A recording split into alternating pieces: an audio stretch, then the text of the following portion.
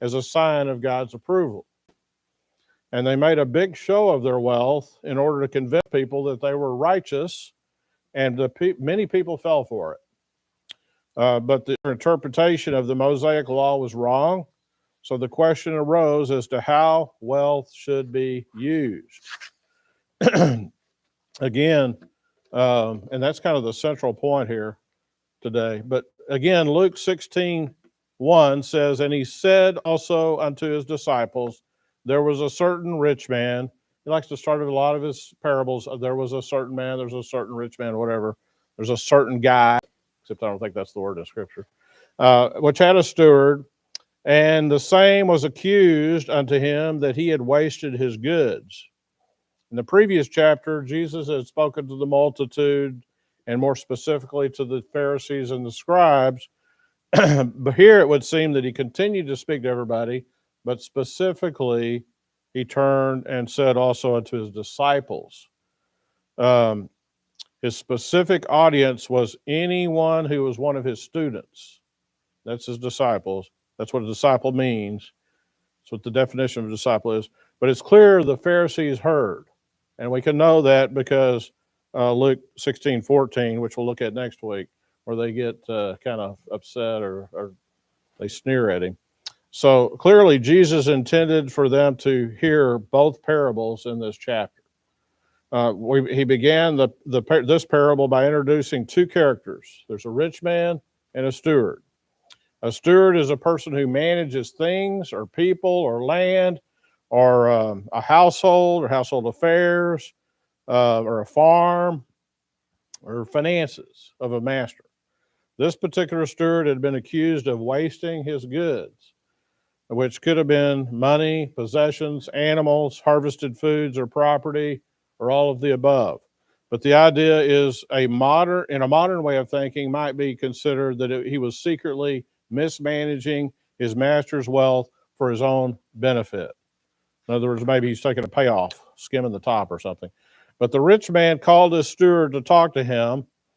And Luke 16:2 states, "And he called him and said unto him, How is it that I hear this of thee? Give an account of thy stewardship, for thou mayest no longer steward. Be no longer steward." So this steward had been put in charge of managing wheat and oil by my interpretation. I'm going to explain that in a minute. Barely. But anyway, the owner apparently owned quite a bit of land because of the volume of wheat and oil output, which we'll talk about in a few minutes. He entrusted his wealth to this manager, the steward, to the extent that he made very little effort to check up on the administration of his stuff. But at some point in time, the owner received a report or reports, the Scripture doesn't make that clear, that his steward was not being honest. He was wasting stuff, wasting his goods. When the owner of the wheat fields and the olive tree fields, which produced the oil, got wind, and the wheat, got wind of his steward stealing behind his back, which is what it was to waste goods, then he called his steward out and gave him 2 weeks' notice, so to speak, in modern terminology. And so the owner was so uninvolved in keeping up with his own goods that he didn't even know what he had. So he asked for an account of what he had from the steward before he departed from his job forever. And so he commanded his steward to give him an account before he left the owner's employment. So the steward contemplated his future, having just been fired at verse 3. And he says, then the verse says, "Then the steward said within himself, What shall I do? For my Lord had taken away from me the stewardship. I cannot dig. To beg I am ashamed." So before this day, the steward's future had been secure. He had an excellent job. He was well trusted, but his poor management of the wheat and the oil was found out, and now he had no job. But first, he had to give an account to the rich man, his former master, fixing to be former master, before his exit. So he said to himself that he could not dig. This could mean that he was physically unable to dig, or because of his age, or his health, or maybe his ability. Or it could mean that he could not dig because he considered it beneath him. I don't know. Bible doesn't say. But he says he could not dig. He was ashamed. He was to beg. So is what he says to himself. His skill set was apparently limited to managing stuff, except if, he's found out not be good at that either. But now his reputation was ruined. It was unlikely that anyone wealthy enough to afford a steward would hire him once the word was already out, because other people had come to the rich man and told the rich man that he was wasting his goods. So this is a major concern to the steward, but this intelligent manager thought of a way out to preserve, at least partially preserve, his reputation. So he further said to himself at verse 4, I am resolved what to do, that when I am put out of the stewardship, they may receive me into their houses.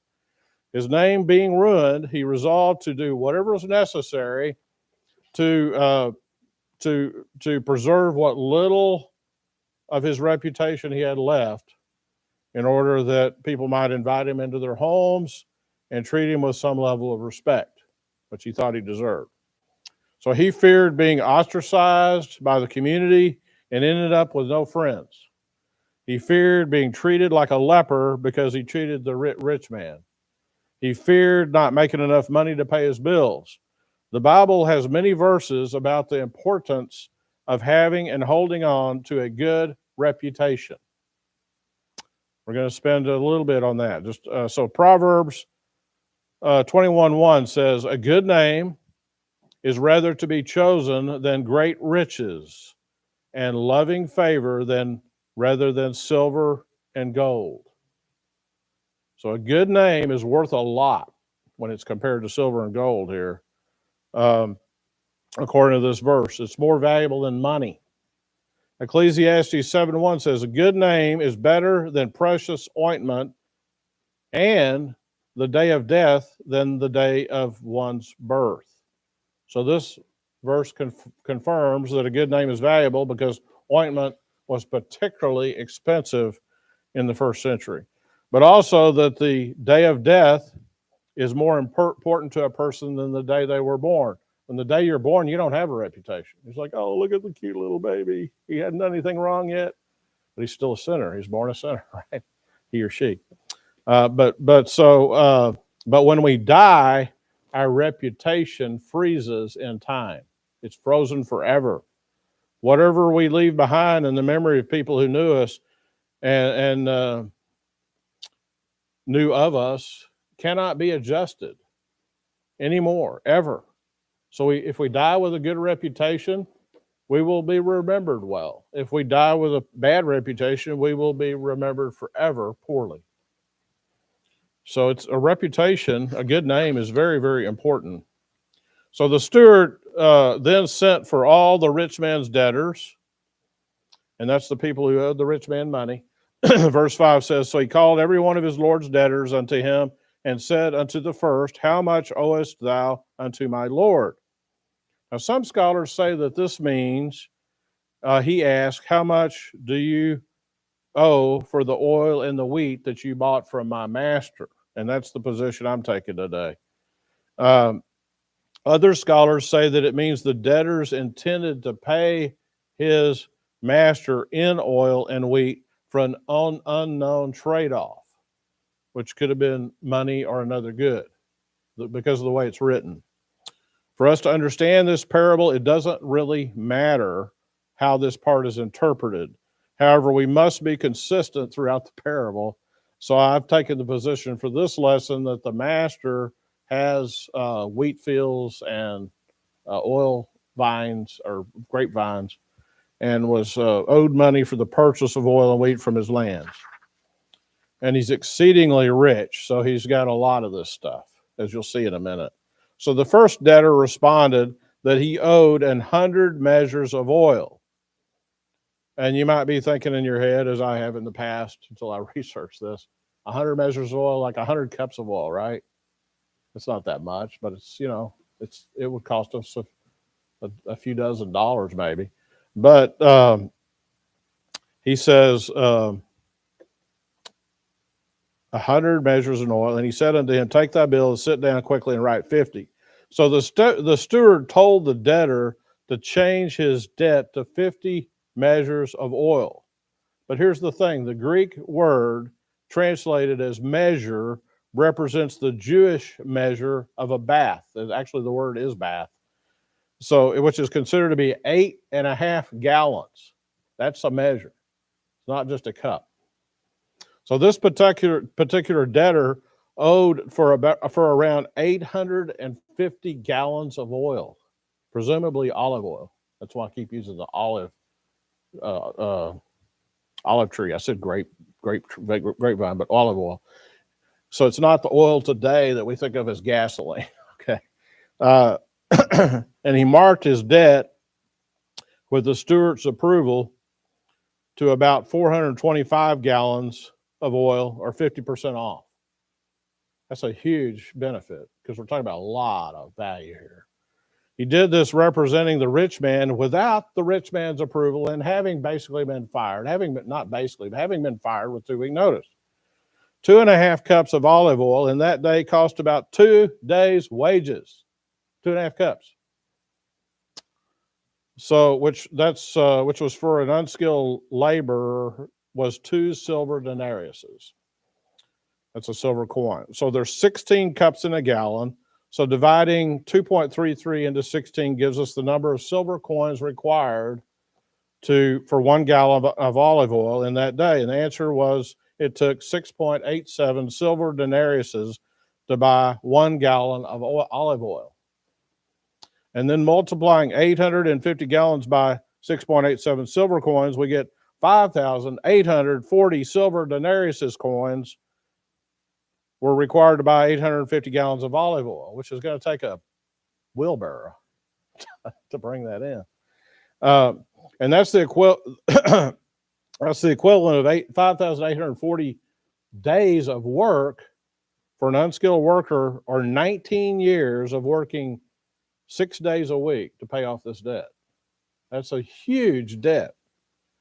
The steward cut that in half by signing the bill that this debtor had written out, and he cut the debt in half to 2,920 silver coins, or 9.5 years of unskilled work for working 6 days a week, which is still a lot of debt, but cutting that much is a huge, huge amount of value.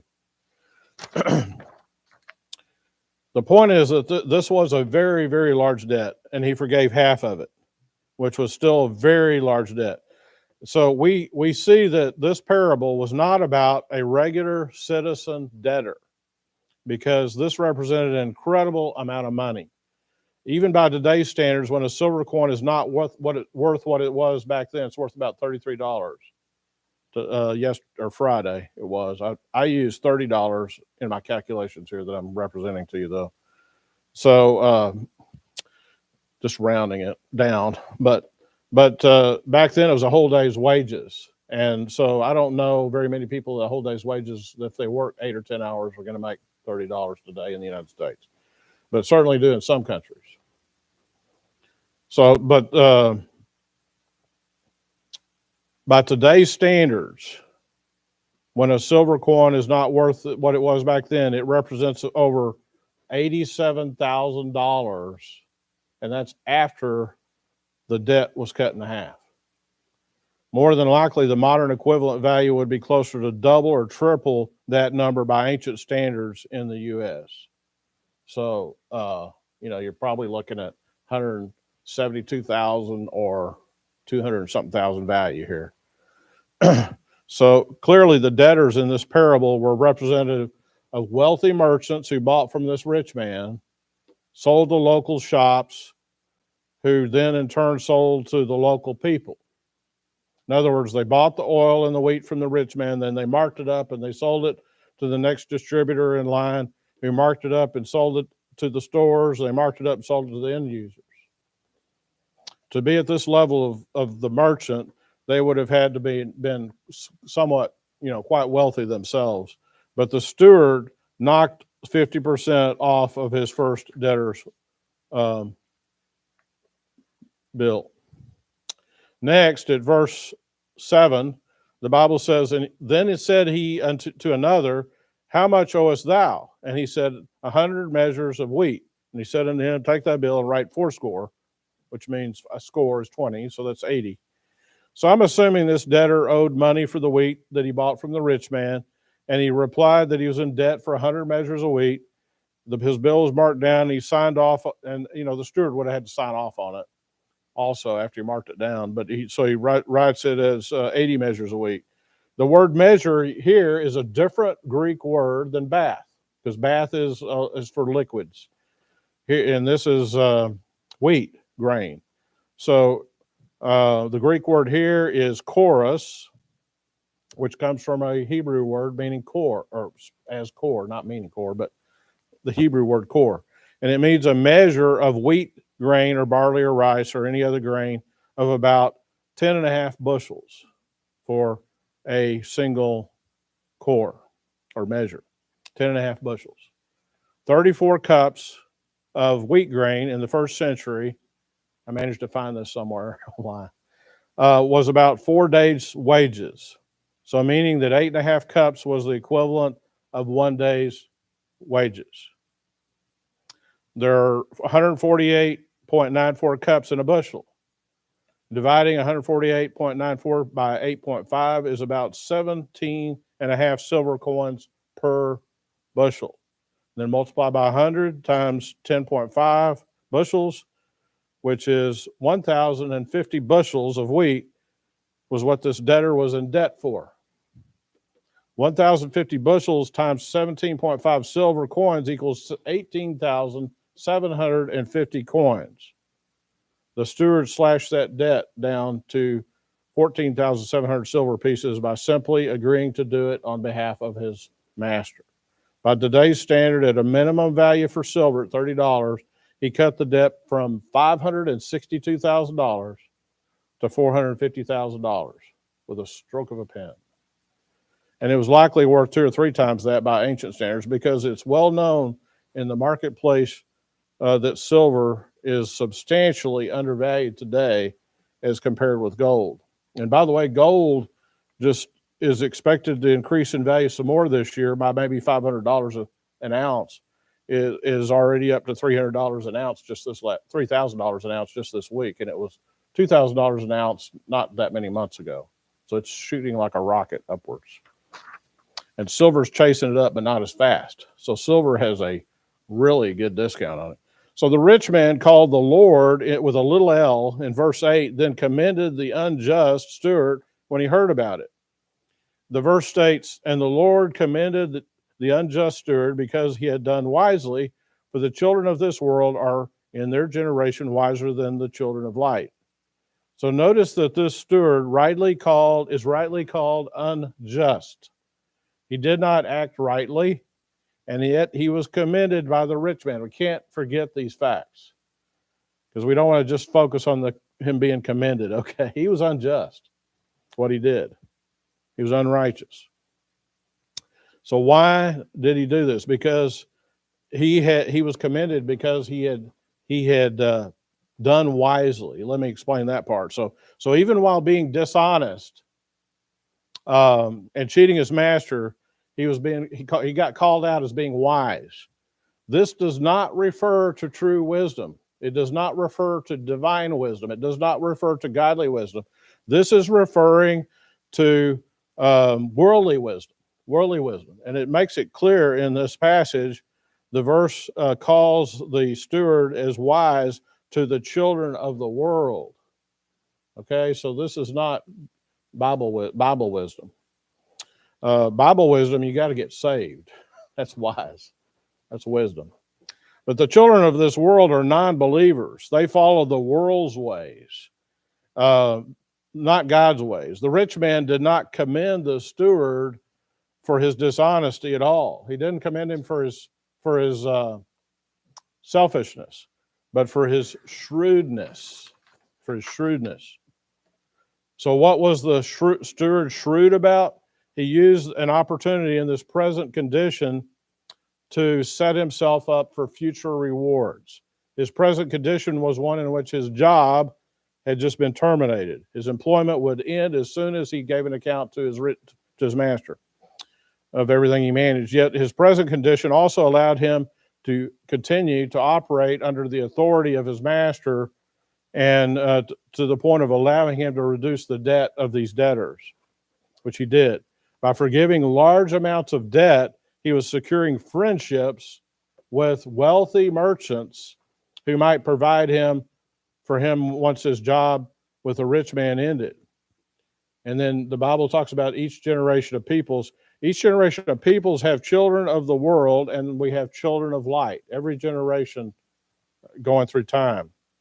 The children of light are those who trust and believe in Jesus Christ. The children of the world are wiser from worldly standards than the children of light in human terms, because they consider the short-term future. So they are considering the future, but it's a short-term future.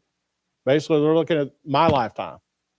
So, these surveys, my company does these surveys, and they ask people, when you think about money, do you think about next week or next month or 3 months or a year or 5 years, 10 years, or the rest of your life or the next generation, right? Well, most people say my life. They think about 1 year or 5 years. Most people are in that area. It's not, they don't care about the next generation. Now, there's some that do, for sure. I think it's 12%. But most people are only concerned about themselves. But even that, you ought to think beyond this life. You ought to, even if you're thinking about yourself. But a foolish person only lives for the present and only uses his money to enjoy the present. A wise person at least considers the future at some level, whether it's worldly wisdom or godly wisdom. But godly wisdom is going to consider the afterlife. And the wise person, the true wise person, is going to use his personal wealth to reap benefits in the distant future. That's the point here. Okay. So the people of the world are more shrewd in dealing with their own kind. Their own kind is unsaved people. The people of the light aren't very good at that. They tend to be focused on hanging out with their own kind, which is other believers. By the way, I personally think this is a best practice for children. If one is, to hang out with other believers. But if one is saved at a young age, I still think they should be hanging out with believers to a certain extent, maybe until they're 18, maybe not, but they ought to learn to make friendships once they're saved with unsaved people after they learn how to protect themselves from the influence of the world. Some kids can learn that faster than others. But we should strive not to be influenced by the people of this world, but to influence them. Jesus was saying to his disciples in particular that the disciples should use sound business practices and use their time and their privilege and their wealth with a view to future remuneration, future reward, rather than for the present. Jesus was telling his disciples to be faithful in the use of what was entrusted to them. Verse 9 says, "And I say unto you, make yourselves friends of the mammon of unrighteousness, that when you fail, they may receive you into everlasting habitations." So mammon is riches. It's money. It's treasure. We are to be friends with the riches of unrighteousness, which is money of unrighteousness. That doesn't sound right, does it? But that's what Jesus said. But only to the extent to have the ability to reach people of the world with the gospel, to do the Lord's work. Remember, Jesus had just taught 3 parables on Jesus' attitude towards sinners in Luke chapter 15. Now he is exhorting his disciples to essentially to have a similar attitude and to figure out how to befriend the world without loving the world. The Bible clearly warns believers at 1 John 2:15, love not the world, neither the things that are in the world. If any man love the world, the love of the Father is not in him. He was also especially telling his disciples how to manage money. He wasn't saying to cheat people or to be dishonest with people at all. He was saying to use money to benefit your long-term future. And he's talking about the future of everlasting habitations.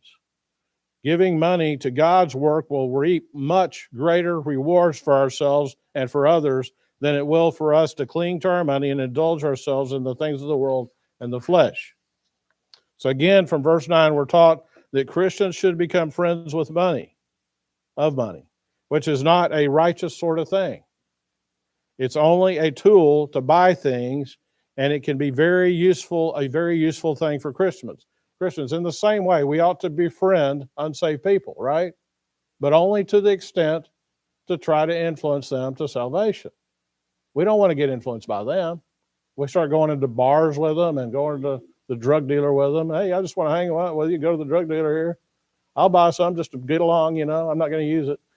You don't want to do that. We're not to store up money to become a servant to it. Wealth should be the disciple's servant, the believer's servant, and not vice versa. Disciples were and are to use money to gain friends out of the world, which is the same reason the steward used the rich man's wealth. Of course, he has a different motive in a way, but he still wants friends. He wanted to win friends. He did it in a dishonest manner. We Christians are to do it in an honest manner. By using our money or mammon, we can gain friendships with lost people, witness to them for the purpose of witnessing to them. When we fail to win them over, we have done our job by sharing our testimony. And as a result, we are welcomed into everlasting habitations. The word in the verse is, verse 9, is receive you. It means welcome, to welcome you into everlasting habitations. He that is faithful, verse 10, he that is faithful in that which is least is faithful also in much, and he that is unjust is in the least is also unjust in much. Those who are faithful in their use of money with regard to the smallest of things will be considered trustworthy to manage greater things. The same is true regarding living righteously and treating people righteously, which is what justice means. It's the same word translated differently. Many years ago, I overheard a young man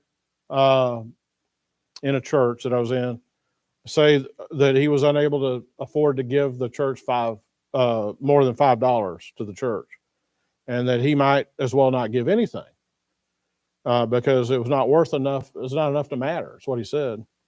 So God sees it differently. He looks at the heart. He wants us to give faithfully. He wants us to tithe at a minimum.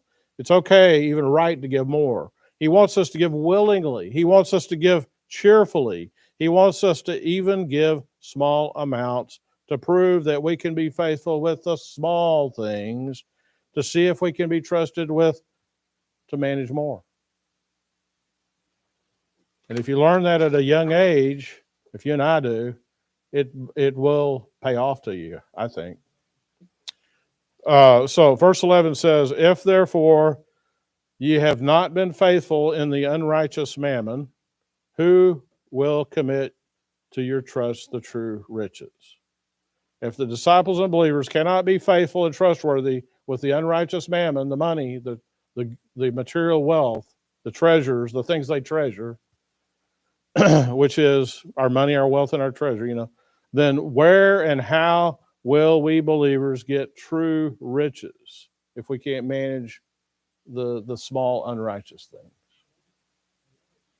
The true riches seems to refer to God's future kingdom, spiritual riches, which believers will experience in the afterlife. And we'll end today at verse 12. And we'll see if we're on the right slide. Yes, I've kept up, so good. So it says, and if ye have not been faithful in that which is another man's, Who shall give you that which is your own? So this is the thing that the believer needs to come to realize. How can I be faithful with the money I have, which is not really mine? So whose is it, you might ask? The answer is that all good things come from God. James 1:7 is one verse that says basically this: every good gift and every perfect gift is from above. There are other verses that basically say all things come from God and God created everything, all things. Therefore, all money is God's. The another man in this verse, which I'll read it again, is God. It's a reference to God. And if ye have not been faithful in that which is another man's or God's, who shall give you that which is your own? You're not faithful to God with His stuff. He's the rich man here, in the sense of the parable. How can you get anything else from somebody else? You can't. There's nobody left. But Jesus made this reference this way in this parable so that the Pharisees wouldn't understand, but his disciples might.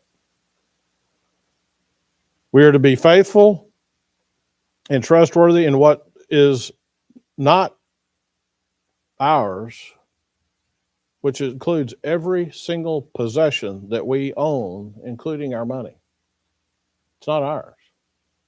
If we're not faithful with God's stuff, we need to seriously consider who gives us all things we have that we call our own.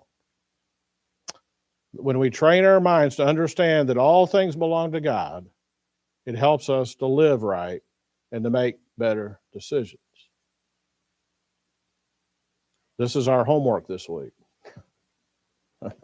Constantly remind yourself all week this week, all things are God's. Thank Him for what He's given you and use what He has given you for wise purposes. Not worldly wise, but by God's definition of wise. So if somebody walks up to you and says, nice tie, yeah, God gave me this to use. I'm borrowing it, or something like that. Anyway, I don't know. I'm just something to think about, isn't it? So, Brother Nico, would you close us in prayer?